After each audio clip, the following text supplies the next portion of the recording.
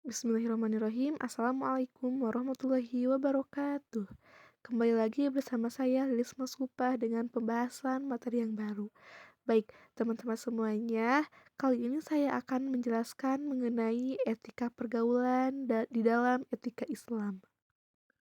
Yang pertama ada pengertian etika pergaulan. Etika pergaulan dalam Islam adalah tata cara berinteraksi yang sesuai dengan ajaran Allah Subhanahu wa taala dan Rasul-Nya.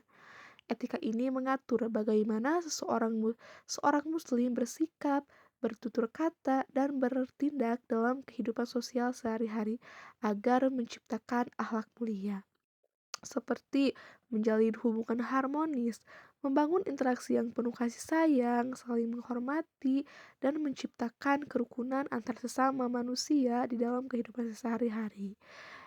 Yang kedua yaitu menjaga persaudaraan seperti memperkuat tali ukhuwah Islamiyah antar sesama muslim sehingga tercipta rasa solidaritas, tolong menolong dan kepedulian yang luas.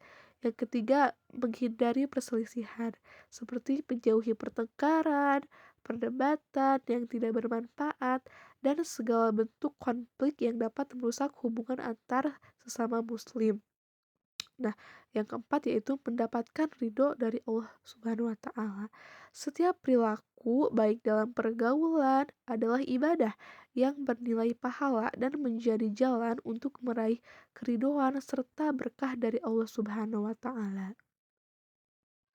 Nah, adapun dalil Al-Qur'an dan hadis utama yang menjelaskan tentang etika pergaulan. Yang pertama yang terdapat pada Quran surat Al-Hujurat ayat 13 yang mempunyai makna menghargai perbedaan adalah kemuliaan karena bertakwa. Yang kedua yang terdapat pada Quran surat Al-Hujurat ayat 10 yang mempunyai makna sesungguhnya orang-orang mukmin itu bersaudara. Nah, yang ketiga yang terdapat pada Quran surat Al-Hujurat ayat 11 yang mempunyai makna larangan mengolok-olok dan menghina sesama. Dan yang terakhir yang terdapat pada Quran surat Al-Isra ayat 53 yang mempunyai makna perintah untuk berkata yang baik dan santun. Adapun contoh hadis yang menerangkan tentang etika pergaulan, yang artinya barang siapa beriman kepada Allah dan hari akhir, hendaklah ia berkata baik atau diam. Nah, ayat tersebut menjelaskan bahwa jika kita tidak bisa berkata baik, sebaiknya kita diam. Hadis riwayat Bukhari dan Muslim. Nah, selanjutnya contoh nyata di dalam kehidupan sehari-hari, seperti berkata baik, selalu ucapkan kata-kata yang sopan dan menyejukkan hati, menghormati sesama, hargai setiap orang tanpa memandang latar belakang, mengucapkan salam ketika mau pergi sekolah ataupun pulang sekolah.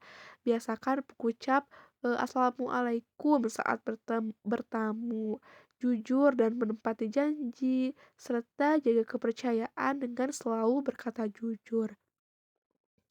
Nah, adapun contoh di dalam lingkungan masyarakat seperti saling membantu, bantu sesama dengan ikhlas karena Allah, hormat kepada guru dan orang tua, tunjukkan rasa hormat kepada yang lebih tua, berteman tanpa membedakan, berteman dengan siapa saja tanpa diskriminasi, serta sopan santun di media sosial, dan jaga etika dan adab dalam dunia digital. Nah, adapun manfaat yang ketika kita menerapkan etika pergaulan menurut Islam.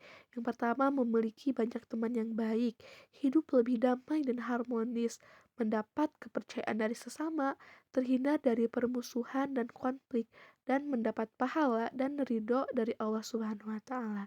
Jadi, dari materi yang tadi dijelaskan dapat disimpulkan dengan berkata baik, menghormati, dan berakhlak mulia, kita dapat membangun hubungan harmonis sesuai dengan ajaran Islam.